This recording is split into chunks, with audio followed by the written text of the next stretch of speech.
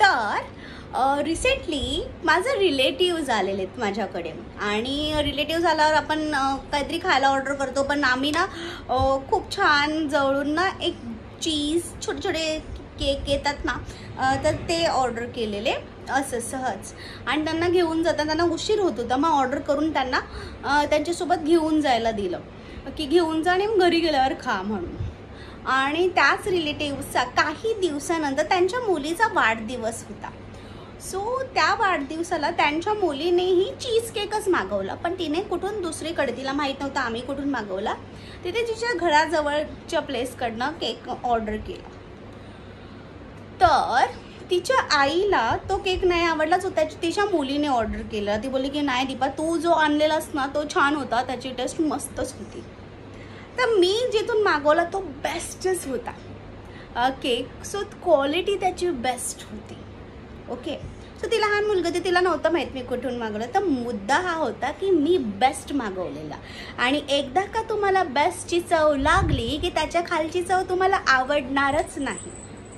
Okay. हा incident आठवल्यानंतर मला आठवलं, अरे बाबा पण तर हेच करायचेत ना. आम्ही लहान असल्यापासून बाबा जे काही खायला आणायचे ते क्वालिटीचंच असायचं. की इवन आम्ही फिरायला पण जायचो ना, ते सुद्धा क्वालिटीवाल्या ट्रॅव्हलने जायचं, विनावळनेच जायचो आम्ही. ट्रॅव्हल करताना बेस्ट ट्रॅव्हल असायचं, किंवा कोणाला गिफ्ट देताना बाबा बेस्टच द्यायचे. असं नव्हतं की किंमत बघायची, पण बेस्ट क्वालिटीचंच द्यायचं आणि ते नेहमी म्हणायचे. सो मला तो इन्सिडेंट आठवलं की अरे यार, हो रे, की आपण जे लहानपणापासून बघत येतो आणि मोठं होतो आणि आपण तेच बनतो ना. सो ते आपण आपल्या आयुष्यामध्ये ॲडॉप्ट करतोच. सो हा होता सेकंड इन्सिडेंट.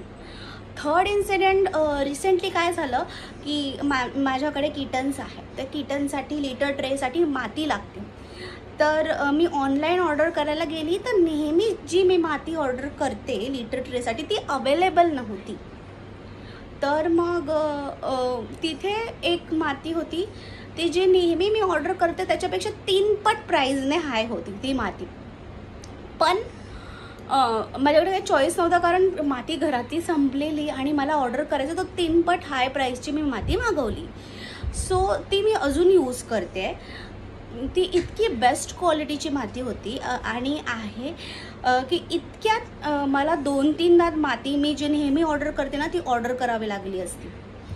तर सांगायचा मुद्दा हा की ती क्वालिटी बेस्ट होती त्या मातीची, त्यामुळे ती जेवढी वापर आहे कमी माती लागते आणि जास्त काळ ती माती यूज होते. अजून ते पॅकेट संपलं नाही.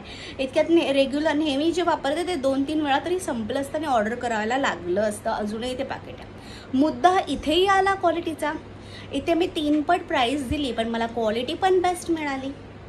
राईट. सो चौथी गोष्ट अशी की आता हल्लीच मी माझ्या कझिन बरोबर गेले होते मॉलमध्ये. तर ती तिच्या शॉपिंगसाठी, तर ती म्हणाली बापरे ह्याच्या प्राईस बघ किती. पण ती क्वालिटी पण असते ना तेवढी.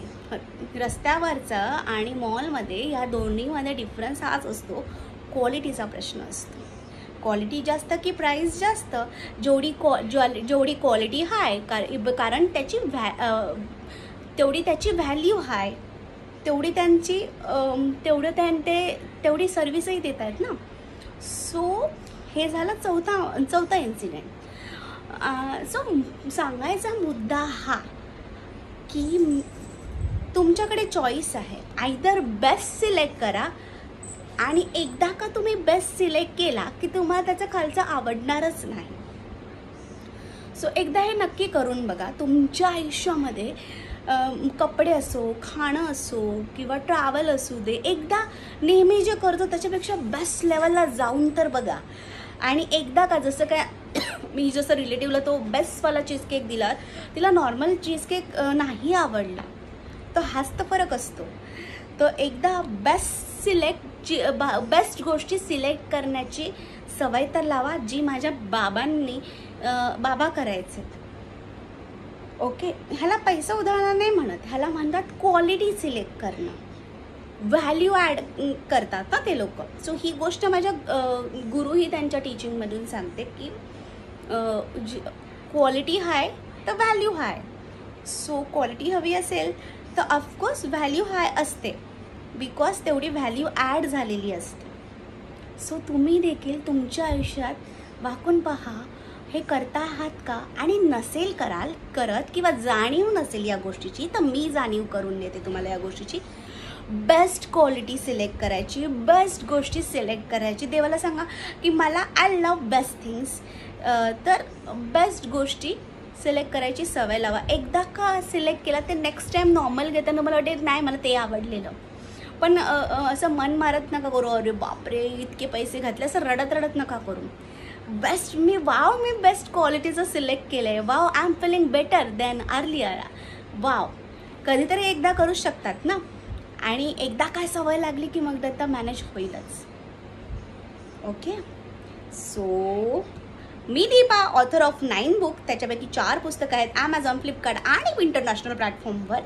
पैसा आणि श्रीमंती, पापा कहते बडा नाम करेगी, बेटी हमारी ऐसे काम करेगी, प्रारंभ पार्ट 2 प्रारब्ध, which is my real story.